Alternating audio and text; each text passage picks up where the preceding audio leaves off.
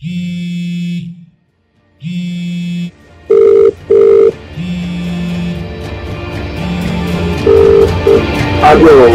علیکم. سلام علیکم.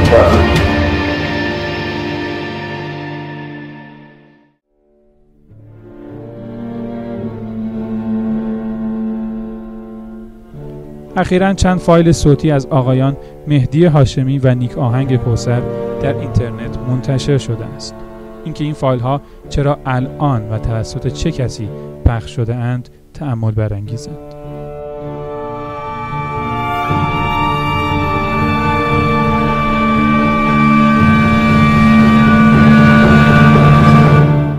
اشتباهی شما با خورداد کردین. خب اومدین آقای هاشمی از اینا جدا کردین. این دفعه هم دوباره دعوا انداختیم بین موسوی و خاتمی و کرزوبی و همون کاری که اونا خواستن کردین. چرا همیشه تقصیر بقیه است؟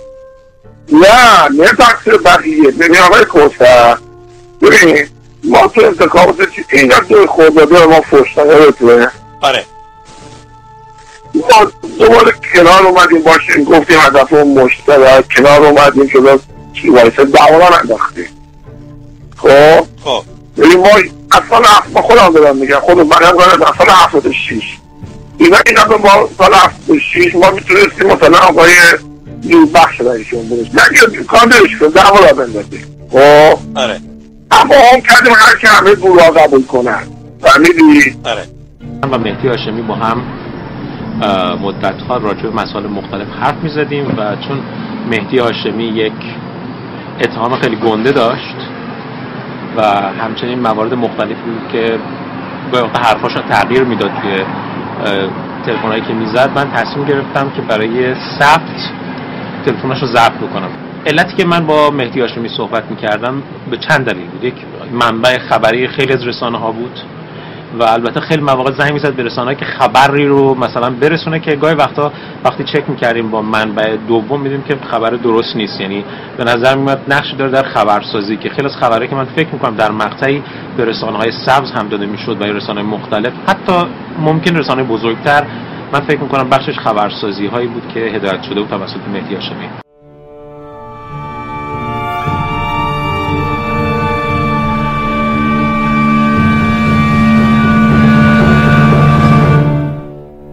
نیک آهنگ کوثر. قلم بلورین جشنواره مطبوعات ایران تا به حال 3 بار در جیب بغل مردی جای گرفته است که به تمساح علاقه فراوانی دارد. او و کاریکاتور معروفش استاد تمساح جنجال‌های بسیاری را برای فضای سیاسی طلاب حوزه‌های علمیه قم فراهم آورده است. نیک آهنگ افتخارات بین‌المللی و جهانیش را مدیون روابطی است که در مسیر زندگی آن را اتفاق می‌دانند. داستان تغییر مسیر وی از دانشگاه به ایستگاه‌های دیگر مسئله‌ای بود که کاریکاتوریست و وبلاگ‌نویس ما را از دانشگاه و دفتر ماهنامه گلاغا به روزنامه همشهری، حیات نو و مشارکت کشاند. و این آغازی بود بر پایان چهره رسمی یک روزنامه‌نگار که حالا تک و تنها در روز آنلاین و رادیو زمانه برای سلیقه‌های مورد علاقه خود می‌نویسد. یه چیز به شما بگم. خب این یه مکالمه بین من و شماست که تبدیل به خبر نمیشه، تبدیل به هیچی نمیشه، فقط به عنوان یه همفکریه. خب من چیزی که دارم میبینم نماد بیرونی، نماد داخل ایرانش دارم میبینم. خب این روندی که شما دارین الان انجام میدید، خب تبدیل به یه روند فرسایشی میشه. ببین دو تا مسئله است.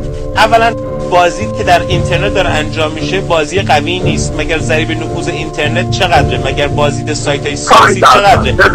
مثلا بگم اونا فقط بازی شما اینترنتیه.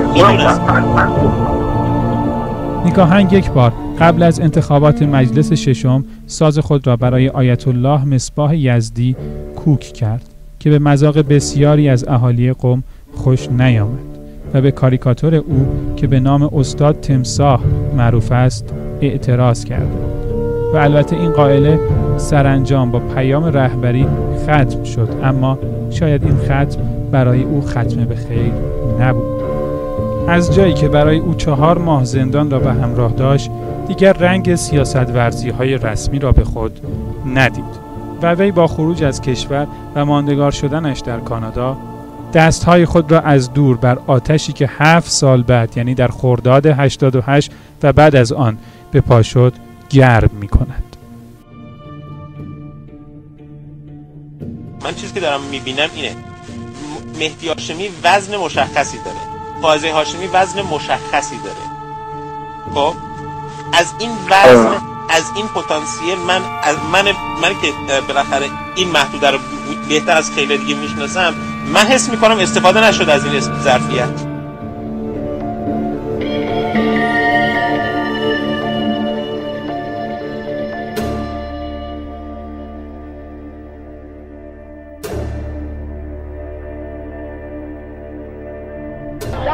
طرف جمعیت رای دهنده اینا کجا؟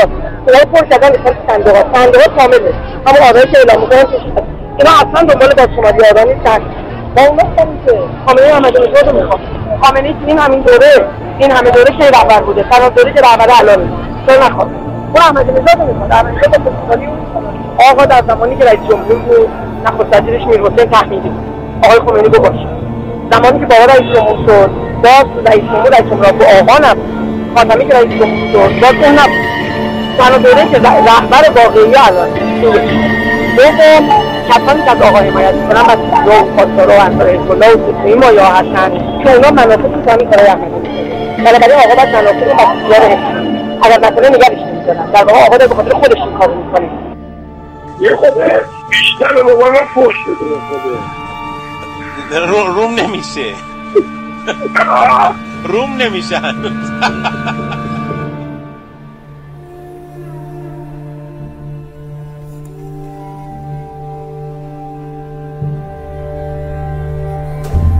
مهدی هاشمی، متولد 48، تهران.